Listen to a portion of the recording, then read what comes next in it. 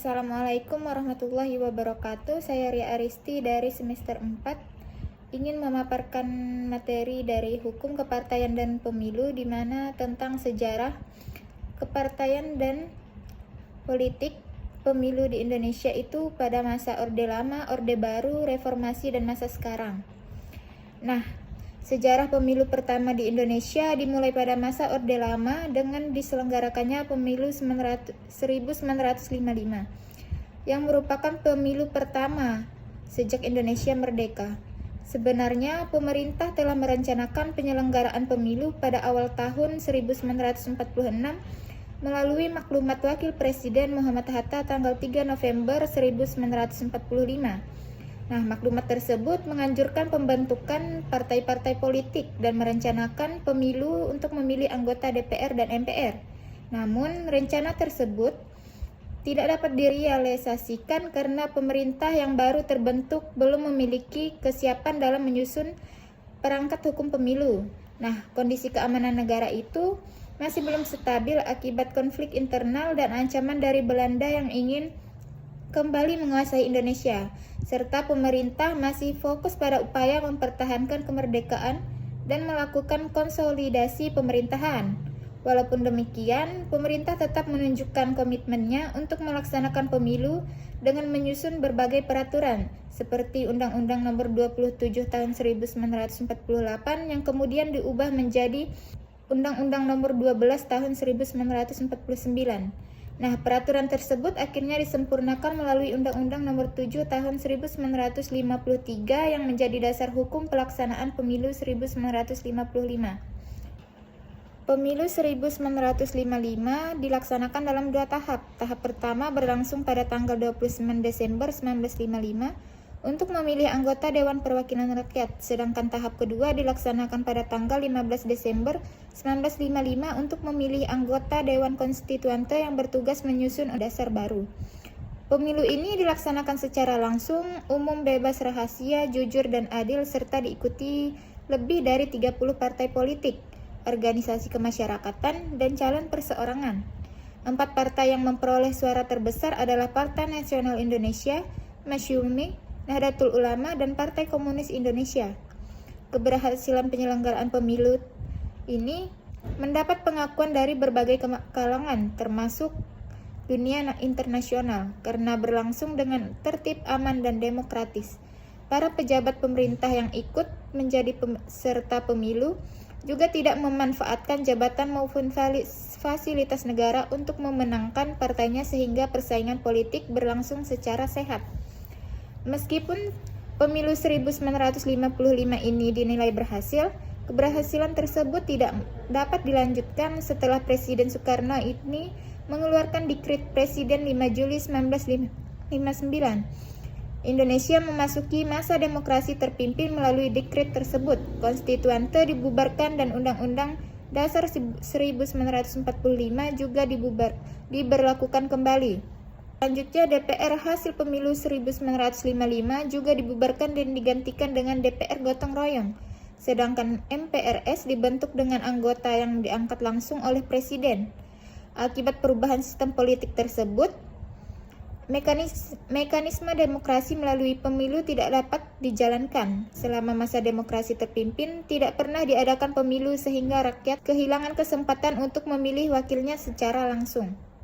Nah, kekuasaan pemerintah menjadi semakin terpusat pada Presiden Soekarno. Bahkan pada tahun 1963, MPRS menetapkan Soekarno sebagai presiden seumur hidup. Kondisi ini menunjukkan semakin berkurangnya praktik demokrasi di Indonesia pada akhir masa Orde Lama. Selanjutnya ada sistem kepartaian dan pemilu di Indonesia pada masa Orde Baru. Masa Orde Baru ini dimulai pada masa Soeharto diangkat menjadi Presiden Republik Indonesia pada tahun 1967. Pemerintah berupaya menciptakan stabilitas politik, ekonomi, dan keamanan dengan menata kembali sistem kepartaian dan penyelenggaraan pemilu. Nah, pemerintah ini menilai bahwa banyaknya partai politik pada masa sebelumnya menghambat stabilitas dan pembangunan, sehingga diterapkan sistem kepartaian yang lebih sederhana. Kemudian pemilu pertama pada masa Orde Baru ini dilaksanakan pada tanggal 5 Juli 1971 berdasarkan Undang-Undang Nomor 15 Tahun 1969. Pemilu ini diikuti oleh 10 partai politik dan golongan karya atau Golkar. Dalam pelaksanaannya, Golkar memperoleh kemenangan besar akibat dukungan dari pemerintah, birokrasi, serta Angkatan Bersenjata Republik Indonesia ABRI melalui konsep dui fungsi ABRI. Nah, setelah pemilu 1971, pemerintah menyederhanakan partai politik melalui Undang-Undang Nomor 3 Tahun 1975. Kemudian partai-partai ini digabung menjadi 2 partai, yaitu Partai Persatuan Pembangunan atau P3 dan Partai Demokrasi Indonesia PDI bersama Golkar. Ketiga organisasi tersebut menjadi peserta pemilu dari tahun 1977 hingga 1997. Nah, kemudian selama masa Orde Baru, pemilu diselenggarakan secara rutin selama 5 tahun, yaitu pada tahun 1971, 1977, 1982, 1987, 1992, dan 1997. Meskipun secara resmi berdasarkan asas langsung, umum, bebas, dan rahasia, pelaksanaannya ini belum sepenuhnya demokratis karena pemerintah lebih menguntungkan Golkar. Akibatnya, Golkar selalu memenangkan setiap pemilu dengan perolehan suara dan kursi terbanyak di DPR. Nah, pada masa pemilu 1987, pemerintah mewajibkan semua organisasi politik menggunakan Pancasila sebagai asas tunggal, sehingga P3 kehilangan identitasnya sebagai partai berasas Islam dan mengalami penurunan dukungan. Pada pemilu 1992, suara Golkar sempat menurun, sedangkan PDI mengalami peningkatan. Namun pada pemilu 1997, Golkar kembali meraih kemenangan besar, sementara PDI melemah karena konflik internal. Nah, secara keseluruhan sistem kepartaian dan pemilu pada masa Orde Baru ini berhasil menciptakan stabilitas politik dan mendukung pembangunan nasional. Nah, namun dominasi pemerintah terhadap Golkar, terbatasnya kebebasan politik, serta kurangnya persaingan yang adil menyebabkan praktik demokrasi belum berjalan secara optimal.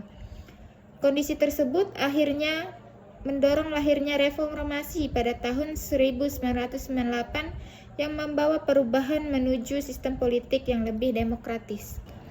Selanjutnya, sistem kepartaian dan pemilu di Indonesia pada masa reformasi. Masa reformasi ini dimulai setelah Soeharto mengundurkan diri pada 21 Mei 1998 dan membawa perubahan besar dalam sistem politik Indonesia. Pemerintah mulai menerapkan sistem yang lebih demokratis dengan memberikan kebebasan kepada masyarakat untuk mendirikan partai politik dan menyampaikan aspirasi politik. Berbeda dengan masa Orde Baru, pada masa reformasi ini diterapkan sistem multipartai, sehingga banyak partai politik dapat mengikuti pemilu. Nah, pada pemilu 1999 ini sebanyak 48 partai politik menjadi peserta, dan PDI Perjuangan memperoleh suara terbanyak, diikuti oleh Golkar, P3, PKB, dan PAN. Nah, perubahan penting pada masa reformasi terjadi setelah amandemen Undang-Undang Dasar 1945 yang memberikan hak kepada rakyat untuk memilih presiden dan wakil presiden secara langsung. Pemilihan presiden secara langsung pertama kali dilaksanakan pada pemilu 2004, bersamaan dengan pemilihan anggota DPD oleh rakyat. Sejak saat itu, pemilu dilaksanakan secara rutin selama setiap 5 tahun oleh Komisi Pemilihan Umum dengan pengawasan dari Bawaslu dan DKPP agar berjalan sesuai asas langsung, umum, bebas, rahasia, jujur, dan adil. Sistem kepartaian pada masa reformasi ditandai dengan persaingan politik yang lebih terbuka. Partai politik memiliki kebebasan untuk menyampaikan visi misi dan program kerja kepada masyarakatnya. Untuk mengatur jumlah partai yang masuk ke parlemen, pemerintah ini menerapkan ambang batas parlemen. Meskipun sistem ini lebih demokratis dibandingkan masa sebelumnya, pelaksanaan masih menghadapi berbagai tantangan seperti politik uang, penyebaran hoaks, kampanye hitam, polarisasi politik, dan tingginya biaya politik. Secara keseluruhan, sistem kepartaian dan pemilu pada masa reformasi ini menunjukkan perkembangan yang lebih demokratis, kebebasan membentuk partai politik, pelaksanaan pemilu yang lebih terbuka, serta pemilihan presiden secara langsung memberikan kesempatan yang lebih besar kepada masyarakat untuk berpartisipasi dalam menentukan arah pemerintahan Indonesia. Selanjutnya, sistem kepartaian dan pemilu di Indonesia pada masa sekarang. Nah, sistem kepartaian dan pemilu di Indonesia saat ini merupakan kelanjutan dari era reformasi dengan menerapkan sistem multipartai. Masyarakat memiliki kebebasan untuk membentuk dan memilih partai politik, sementara pemerintah menerapkan ambang batas parlemen agar sistem pemerintahan ini lebih efektif dan hanya partai yang memenuhi syarat yang dapat memperoleh kursi di DPR. Pemilu ini diselenggarakan setiap 5 tahun memilih anggota DPR, DPD, DPRD, serta presiden dan wakil presiden secara langsung. Penyelenggara pemilu adalah Komisi Pemilihan Umum dengan pengawasan dari Badan Pengawas Pemilu dan Dewan Kehormatan Penyelenggara Pemilu. Sejak tahun 2019, Indonesia menerapkan sistem pemilu serentak yang menggabungkan pemilihan legislatif dan presiden dalam satu waktu untuk meningkatkan efisiensi penyelenggaraan pemilu. Meskipun sistem pemilu saat ini lebih demokratis, masih terdapat beberapa tantangan seperti politik uang, penyebaran hoaks, kampanye hitam, dan polarisasi politik. Nah, namun secara keseluruhan sistem kepartaian dan pemilu di Indonesia telah memberikan kesempatan kepada masyarakat untuk berpartisipasi dalam demokrasi melalui pemilu yang dilaksanakan secara langsung, umum, bebas, rahasia, jujur, dan adil. Yang terakhir yaitu kesimpulan, perkembangan sistem kepartaian dan pemilu di Indonesia ini mengalami perubahan dari masa ke masa. Pada masa Orde Lama, pemilu 1955 menjadi pemilu pertama yang berlangsung demokratis. Tetapi setelah demokrasi terpimpin, pemilu tidak lagi dilaksanakan dan kekuasaan semakin terpusat pada presiden. Nah, pada masa Orde Baru, pemilu dilaksanakan ini secara rutin dengan sistem kepartaian yang disederhanakan menjadi Golkar, P3, dan PDI. Namun dominasi negara ini terhadap Golkar menyebabkan persaingan politik belum berjalan secara adil.